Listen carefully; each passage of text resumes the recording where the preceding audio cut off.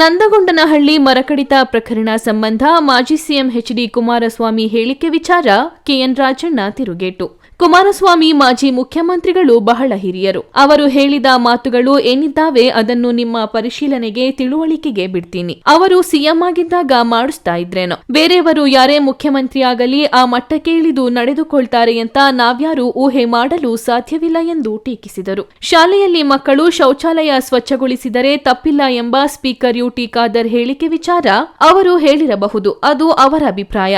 ಆದರೆ ಮನುಷ್ಯತ್ವದ ದೃಷ್ಟಿಯಿಂದ ಮಕ್ಕಳಿಂದ ಶೌಚಾಲಯ ಸ್ವಚ್ಛತೆ ಅಮಾನವೀಯ ನಡೆ ಎಂದರು.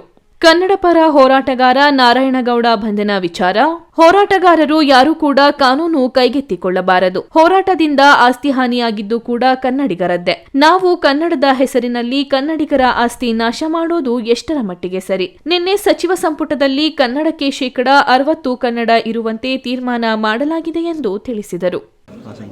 ಈಗ ನೋಡ್ರಿ, ಕನ್ನಡಿಗರು ಅಂತ ನೋಡಿ, ತಮಿಳುನಾಡಿನಲ್ಲಿ ತಮಿಳ್ ಪರವಾಗಿ ಏನು ಹೋರಾಟ ಯಾರು ಮಾಡ್ತಾ ಇಲ್ಲ. ಯಾರು ಮಾಡ್ತಾರ? ಕೇರಳದಲ್ಲಿ ಮಲಯಾಳಂ ಪರ ಯಾರು ಅಲ್ಲಿ ಸಂಘಟನೆಗಳು ಯಾವ ಹೋರಾಟ ಮಾಡ್ತಾರೆ.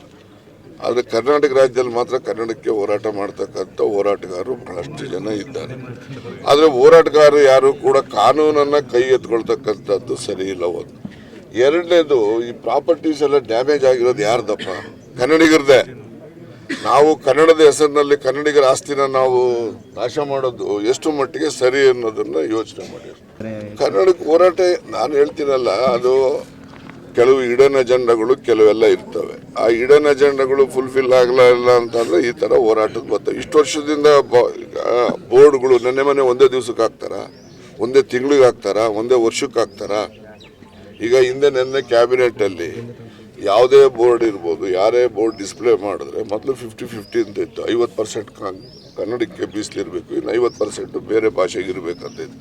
ನಿನ್ನೆ ದಿವಸ ಕ್ಯಾಬಿನೆಟಲ್ಲಿ 60% ಕನ್ನಡದ ಅಕ್ಷರಗಳಿಗೆ ಆ ಸೈಜಲ್ಲಿ 60% ಕನ್ನಡಕ್ಕೆ ಮೀಸಲಿಡಬೇಕು, ಇನ್ನು 40% ಬೇರೆ ಭಾಷೆಗೆ, ಯಾವ್ದಾದ್ರು ಭಾಷೆ ಇರ್ಬೋದು, ಇಂಗ್ಲೀಷ್ ಇರ್ಬೋದು, ಹಿಂದಿ ಇರ್ಬೋದು, ಯಾವುದೇ ಭಾಷೆಗೆ ಬೇಕಾದ್ರೆ 40% ಬಳಸ್ಕೊಳ್ಳಲಿಕ್ಕೆ ಅವಕಾಶ ಇರುವ ಒಂದು ಕಾಯ್ದೆಯನ್ನು ತಿದ್ದುಪಡಿ ನಿನ್ನೆ ದಿವಸ ಮಂತ್ರಿಮಂಡಲದಲ್ಲಿ ಮಂಜೂರು ಮಾಡಿದ್ದಾರೆ.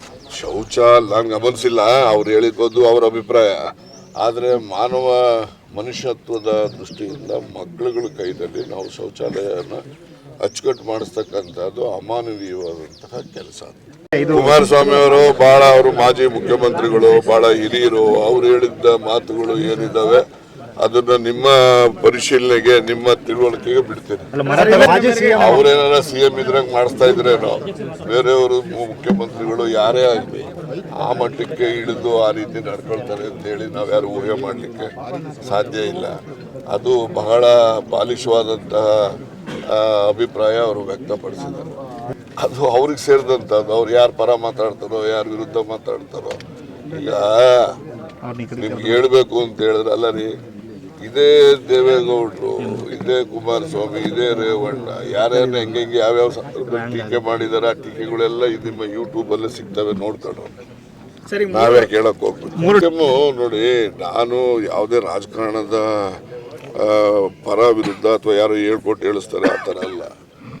DCM 3 ಜನ ಮಾಡಿದ್ರೆ ಮುಂದೆ ಬರೋ ಲೋಕಸಭಾ ಚುನಾವಣೆಗೆ ಸಹಾಯ ಆಗ್ತದೆ ಅಂತಕ್ಕಂಥ ದೃಷ್ಟಿಯಿಂದ ನಾನು ಹೇಳಿರ್ತಕ್ಕಂಥದ್ದು. ಅದು ಮಾಡೋದು ಬಿಡೋದು ನಾನು ಹೇಳ್ದಾಕ್ಷಣಕ್ಕೆ ಆಗ್ಬಿಡುತ್ತೆ ಅಂತನೂ ಅಲ್ಲ. ನಾನು ಹೈಕಮಾಂಡ್ ಅವ್ರ ಗಮನಕ್ಕೆ ಅವರು ಮನವಿ ಮಾಡಿದ್ದೇನೆ.